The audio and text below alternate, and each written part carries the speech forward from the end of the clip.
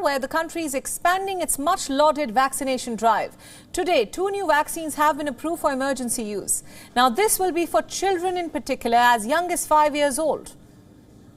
Biologically's jab, Corbevax, has received a green light for children aged 5 to 12 years.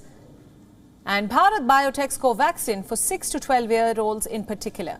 Now, this is a major milestone for India that has more than 26% of its population in the 0 to 14 age category. Currently in India, 2 vaccines are already being given to children from the age group of 12 to 18 years. The drive started from March 16th. The Covaxin jab contains dead viruses which are incapable of infecting people but are still able to train the person's immune system to develop a defense against live viruses such as the coronavirus. On the other hand, Corbevax contains a spike of the SARS-CoV-2, which is basically the virus that causes COVID-19. So when the protein enters the body, it triggers the immune system to develop a response. This comes at a time when the COVID-19 virus is mutating and churning out new variants. A latest wave of spike in cases and related deaths has now sparked new wave of concern, especially for children who are unvaccinated. With schools reopening up, many parents have been writing to the government to find a solution. The latest decision on the approval of vaccines will prove to be a huge respite. And now let's take a look at some data on COVID-19 in particular.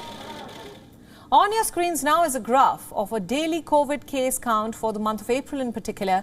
In the last 24 hours, about 2,500 people have tested positive. The cases have been steadily rising this past month. Starting in April, India had half of the daily COVID cases that it is currently recording as of today. And now coming to the COVID death count. There has been a major spike in deaths from yesterday to today, but we request our viewers not to be alarmed.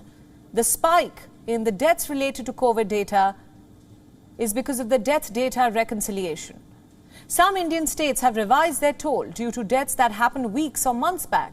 Overall, India's death toll remains under the 60 mark, and this is majorly due to the country's successful vaccination drive.